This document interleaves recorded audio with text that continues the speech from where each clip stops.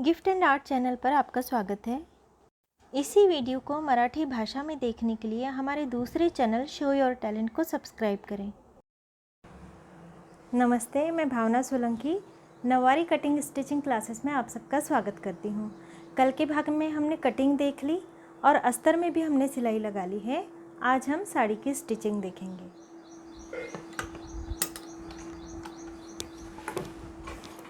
आसन वाला भाग है, इस ओर हमें चिमटियाँ लेनी है। टाँका मैंने बड़ा रखा हुआ है।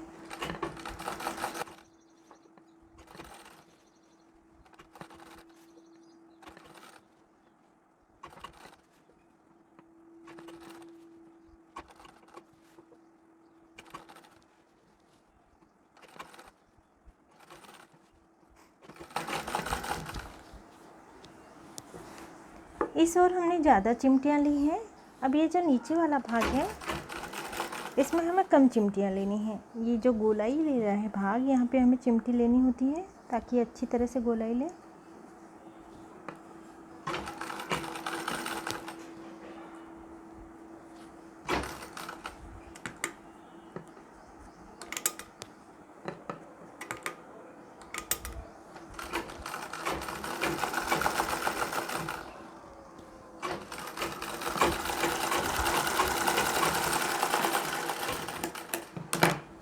इस ओर के आसन में हमने अस्तर जोड़ लिया है। अब जो दूसरा भाग है, ये बीच वाला भाग जहाँ पे हमने आसन को जोड़ा हुआ है, और एक आसन वाला भाग ये। अब साड़ी का दूसरा छोर हमें निकाल लेना है।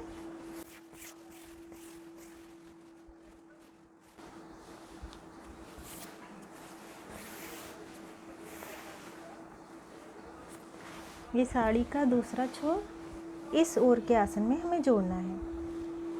ये कमर वाला भाग, ये आसन वाला भाग। अब आसन वाले भाग पर इस तरह से बॉर्डर रख देनी है। 1/2 इंच छोड़ देना है अस्तर वाला भाग।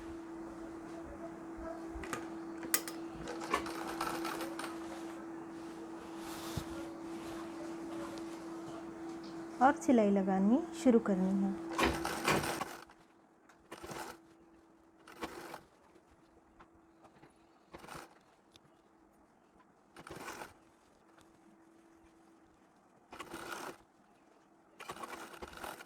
साड़ी के एक छोर को चिमटियाँ लेते हुए हमने इस आसन में जोड़ लिया है और साड़ी का दूसरा छोर हमने इस आसन में जोड़ लिया है। अब ये जो कमर वाला भाग है, आप देख सकते हैं कि पूरी साड़ी बीच में है, यानी एक छोर इस ओर जोड़ा है, एक छोर इस ओर जोड़ा है, और ये अस्तर वाला भाग है और ये आसन वाला भाग जो हमने सिल लिया है। अब ये पूरी साड़ी बीच में है। अब हमारा जो ये वाला भाग है, हमारा उल्टा हाथ, यहाँ से हमें कमर की ओर सिलना शुरू करना है यहाँ तक। यानी ये वाला जो भाग है उसे 3 इंच हमें छोड़ देना है। बीच वाला जो भाग है, जो हमने आसन वाला भाग जोड़ा हुआ है, इससे 3 इंच दूरी तक हमें इसे जोड़ लेना है कमर वाले भाग में। और जो हमारा सीधा हाथ है, इस ओर वाला जो आसन है, इसे भी हमें कमर वाले भाग में पूरा जोड़ लेना है सिलाई तक। ये जो सिलाई है यहाँ तक इसे जोड़ लेना है।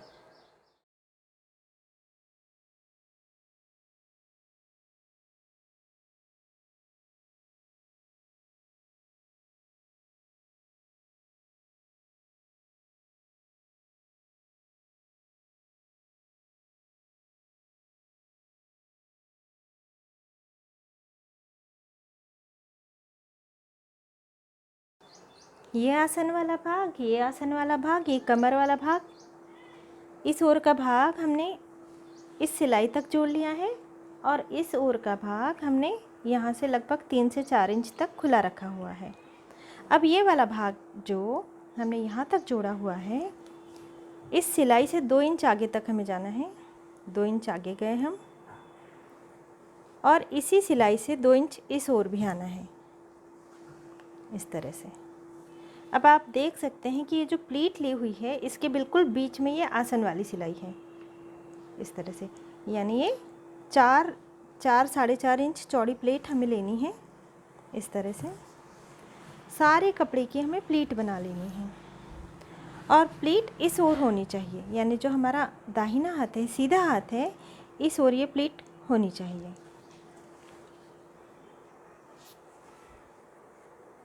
प्लीट बना लेनी है। अब ये हमने सारी प्लीट ले ली है और ये वाला भाग यदि इस तरह से रखा जाए तो ये वाला भाग एक्स्ट्रा है और इसकी एक प्लीट भी नहीं बन पा रही है, यानी पूरी प्लीट नहीं बन पा रही। तो ये जो आखिरी वाली प्लीट है इसे हमें बड़ी लेना है।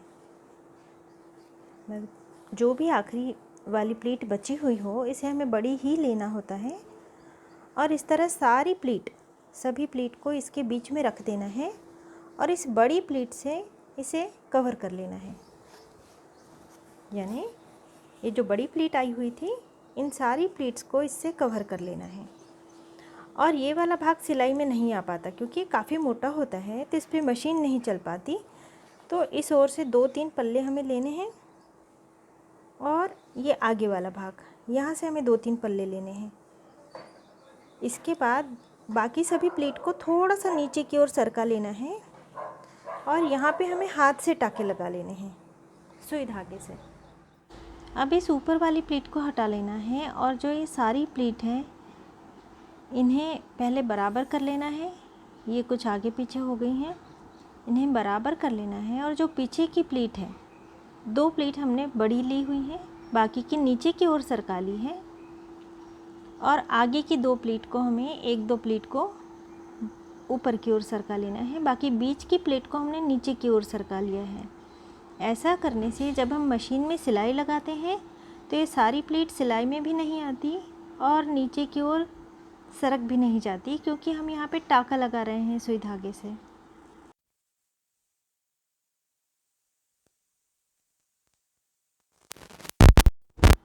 और बराबर करते हुए इसके बाद हमें टाके लगाने हैं। सारी प्लीट्स को एक साथ ले लेना है। इसके बाद किनार से भी हमें टाके लगा लेने हैं इस तरह से, यानी किनार भी थोड़ी सी बंध जाए। अब फिर से हमें बीच में टाके लगा लेने हैं, प्लीट के बराबर बीच में भी हमें। अब यहाँ पे हमें गांठ लगा लेनी है। इस तरह से हमने सुई को उल्टा डाला, सुई को उल्टा पिरोया, लूप में से निकाल लिया, फिर से सुई को उल्टा पिरोकर लूप में से निकाल लिया है। धागे को कट कर लेना है। अब ये जो बड़ी वाली प्लीट है इसे हमें इसी प्लीट के ऊपर फिर से रख देना है, बराबर कर लेना है। इस प्लीट को सिलाई वाली जगह में रखना है। प्लीट का बिल्कुल बीच वाला हिस्सा आसन की सिलाई में आना चाहिए। इस तरह से रख दिया हमने और इस बड़ी सी प्लीट से इसे ढक लेना है।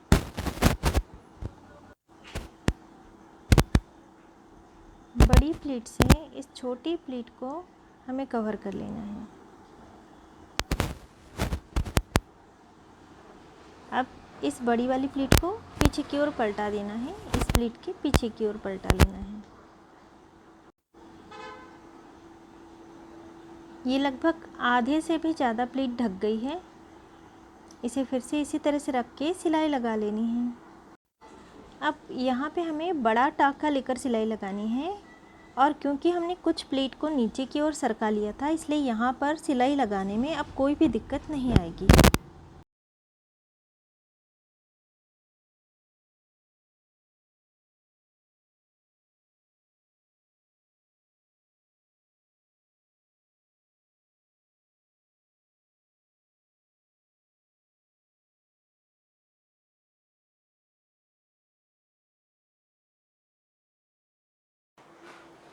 ये अब बीच में हमने प्लीट ले ली है। ये कमर वाला भाग, ये एक ओर का आसन और ये दूसरी ओर का आसन।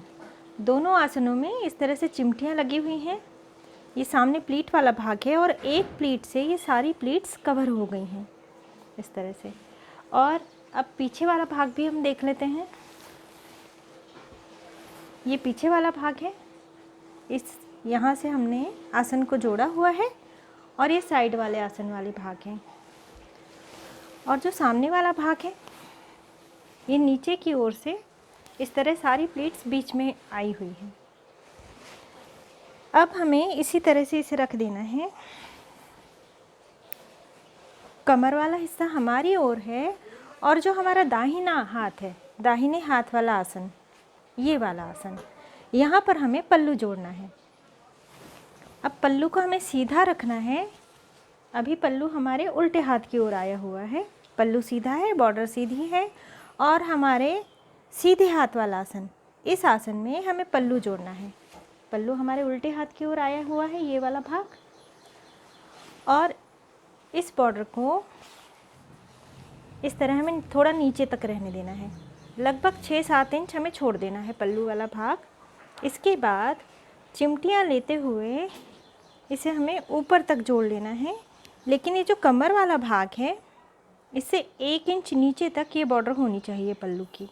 इस तरह हमें इसे जोड़ना है। तो आज के लिए बस इतना ही। अब इसके आगे का भाग हम कल देखेंगे। तब तक अपना ख्याल रखिए। नमस्ते।